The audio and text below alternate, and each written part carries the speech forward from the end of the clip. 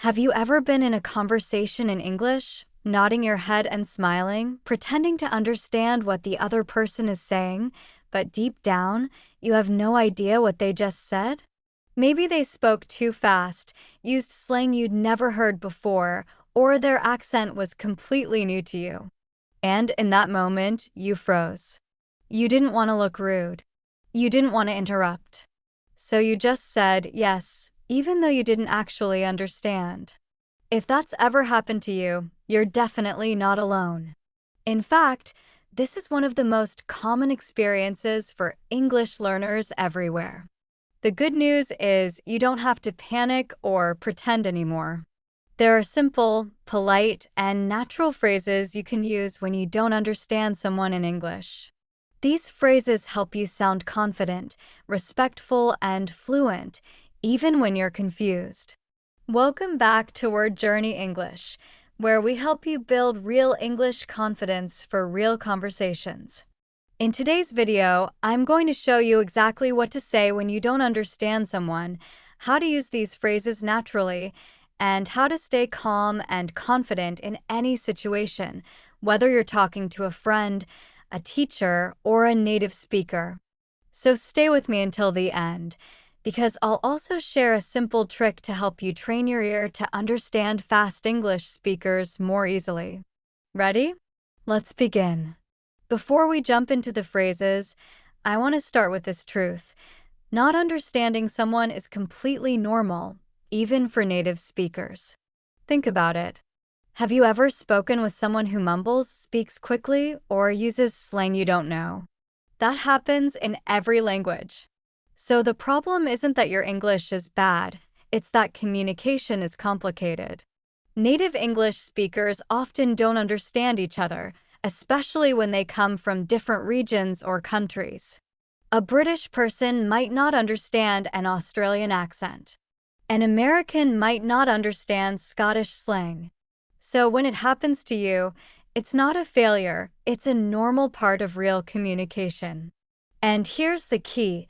Fluent speakers don't panic when they don't understand.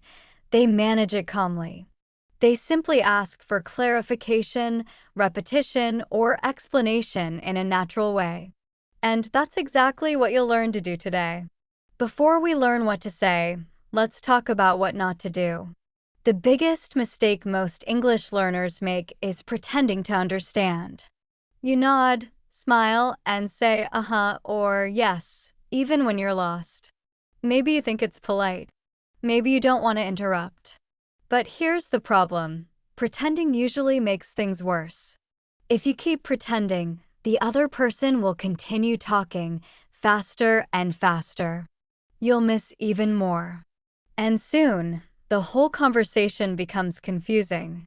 It's better to stop for a second, be honest, and ask politely for clarification. People appreciate honesty much more than silence or confusion. Remember, communication is not about perfection. It's about understanding each other. Let's start with the simplest situation. You didn't hear or catch what the person said. Maybe they spoke too fast, or there was noise in the background. Here are some natural phrases you can use to ask them to repeat. Sorry, I didn't catch that. Could you say that again, please? Would you mind repeating that? Sorry, what was that? Pardon. Polite and short, often used in British English. Come again. More informal and friendly. Examples in real situations. A. So the meeting's been rescheduled for 3:30. B. Sorry, I didn't catch that. What time is the meeting? A. We're heading to the conference hall in Building C. B. Would you mind repeating that? Which building? Notice how polite and natural these sound. You're not saying, I don't understand English. You're just asking them to repeat, something everyone does. Sometimes you understand most of the sentence, but there's one word or expression you don't know. For example, someone says, we might have to pivot our strategy. You think pivot? What does that mean? Here's how to handle that politely. Sorry, I'm not sure what that word means. What does pivot mean? I'm not familiar with that expression. Could you explain it? What do you mean by pivot? I don't think I've heard that term before. Could you tell me what it means? You're not stopping the conversation, you're learning something new. And people love explaining words. It shows that you're curious and engaged. This is one of the biggest challenges for learners. The person is speaking clearly, but too fast for your ear to follow. Here's how to slow things down politely. Sorry, could you speak a little slower, please? I'm still learning English. Could you say that more slowly? I caught some of that, but could you slow down a bit? Would you mind speaking a little slower? Example. A. So you'll need to upload the document by noon, sign the agreement, and forward it to HR before the deadline. B. Sorry, could you say that a bit slower? I just want to make sure I understood everything. See how polite that sounds? You're not saying, I don't understand you. You're saying, I want to understand you better. That's confidence. Sometimes, even if they repeat or slow down, you still don't get it, and that's okay. Here's what you can say next. Sorry, I'm still not sure I understand. Could you say that another way? I'm not sure I follow. Can you explain that a bit more? I think I'm missing something. What do you mean exactly? I didn't quite get that. Could you rephrase it? Example. A. We're going to leverage our assets to expand market share. B. I'm not sure I follow. Could you say that another way? A. Basically, we'll use what we already have to grow our business. B. Got it. That moment, when you understand after asking, is how real communication works. Sometimes you understand part of what someone said, but you want to make sure you're correct. You can confirm your understanding using these phrases. So, you mean? Just to make sure I understood. Let me see if I got this right. Are you saying that? So, what you're saying is, example. A. The deadline's been pushed back to next Friday. B. Just to make sure I understood, you mean we have one more week? A. Exactly. This technique is powerful because it helps avoid confusion and shows that you're paying attention. It's not just what you say, it's how you say it. When you ask for clarification, your tone and body language help you sound polite and confident. Smile slightly. It shows you're friendly, not frustrated. Use an open tone. Don't sound tense or apologetic. Use your eyes and gestures. If you look confused, people will understand naturally. Example tone difference. What? Sounds rude or impatient. Sorry, what was that? Sounds polite and curious. The second one keeps the conversation positive. English accents vary a lot. American, British, Australian, Indian, Nigerian, Filipino, and more. It's normal to struggle with new ones. Here's how to handle it politely. I'm sorry, I'm not used to this accent yet. Could you say that again, please? I love your accent, but I'm having a little trouble understanding. Could you repeat that?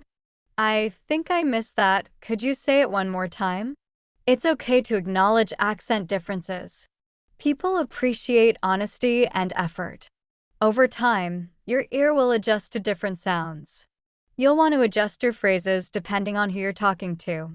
In casual situations, friends, classmates, coworkers. Sorry, what? I didn't get that.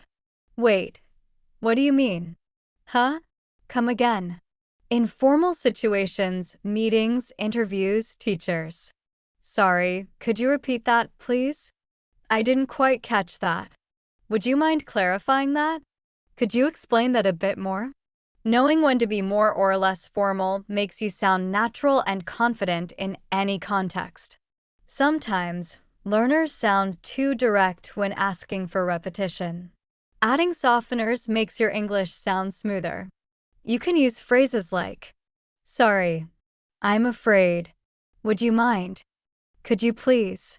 For example, instead of repeat that, say, I'm afraid I didn't catch that. Could you repeat it, please? Small words make a big difference in how polite and natural you sound. Native speakers use idioms and slang all the time, phrases that don't mean what the words literally say.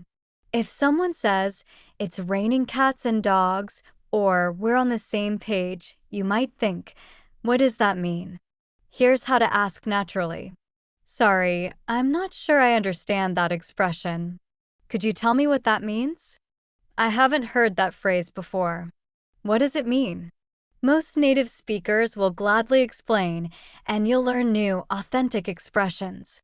If you're in a situation where hearing is difficult, like on the phone or in a noisy place, you can ask the person to write it down. "Could you write that for me, please? Would you mind spelling that? Can you text or email that to me?" Example: A. My email is JSHAN_9. B. Sorry, could you spell that out for me? That saves you from guessing and avoids mistakes. Group conversations can be especially tough. People interrupt, overlap, or use inside jokes. If you get lost, here's how to re-enter politely. "Sorry, I lost track for a second. What are we talking about? Wait, can you fill me in on what I missed? Sorry, I didn't catch that part. What did you say about the schedule?" These are phrases even native speakers use when they lose the thread of conversation. Let's look at a few real examples to hear these phrases in action. Example 1, at work. A. We'll need to finalize the proposal before Tuesday's meeting. B. Sorry, I didn't catch that. When's the meeting? A. Tuesday morning. B. Got it, thanks. Example 2, with a friend. A. You won't believe it. I bumped into Jake yesterday. B. Wait, bumped into? What does that mean? A. It means I met him by chance. B. Okay. That's a new one for me. Example 3, in class. Teacher, make sure you submit your essays by midnight. Student, sorry, could you repeat that? Teacher, submit your essays by midnight tonight. Student, thank you. The biggest skill you can develop is calm confidence. Here's what confident English learners do when they don't understand. They don't apologize too much. You can say sorry once, but don't repeat it 5 times. That makes you sound nervous. They focus on learning, not mistakes. Every time you ask for clarification, you learn something new. They use friendly tone and humor. You can even say, "Sorry, my English brain turned off for a second. Could you say that again?" That kind of lightness shows you're human, not a robot. Now let's talk about improving your listening skills so this happens less often. Here's a simple daily practice plan you can start today. Listen to short clips daily. Use podcasts, YouTube videos, or movie scenes. Don't worry about understanding everything, focus on key words. Shadow the speaker. Try repeating what they say, mimicking their rhythm and intonation. This improves listening and speaking together. Use subtitles wisely. Watch first with English subtitles, then without. Train your ear to catch meaning, not every word. Expose yourself to different accents. Try listening to British, Australian, and American English. The more you hear, the easier it becomes to understand variety. Over time, your brain will get faster at processing English sounds. Let's practice together right now. I'll say a phrase that's not clear, and I'll show you what you could respond with. Scenario 1. A. MFFNBRH Pchenstpli. B. Sorry, could you say that again, please? Scenario 2. A. We'll need to pivot our marketing approach. B. I'm not sure what you mean by pivot. Could you explain? Scenario 3. A. Meet at 3:30, conference room C. B. Just to make sure I understood, that's conference room C at 3:30, right? This is what confidence sounds like. Not perfect grammar, but clear communication.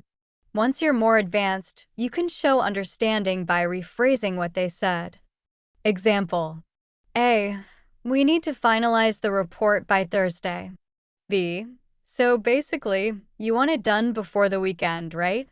This shows comprehension, builds trust, and keeps conversation natural. If you still can't understand after several tries, that's okay. You can politely move on without embarrassment. Sorry, I'm still not quite sure, but that's okay. I'll check that later. No worries, I think I get the main idea. It's better to move on gracefully than to get stuck or frustrated. Conclusion, wrap up, and call to action. So, let's review everything we learned today. When you don't understand someone in English, remember, it's completely normal. It happens to everyone. The goal is not to be perfect, it's to keep communication alive. You now know how to ask someone to repeat politely, how to slow them down if they speak too fast, how to ask about words or expressions you don't know, how to confirm what you understood, and how to stay confident, calm, and polite in any situation. The more you practice these phrases, the more natural they'll become. And the best part? You'll never have to pretend to understand again. If this video helped you, please like it, share it, and subscribe to Word Journey English, where we help you learn to speak confidently, not perfectly. Tell me in the comments, what phrase do you usually use when you don't understand someone in English? I'd love to hear your version and help you make it sound more natural.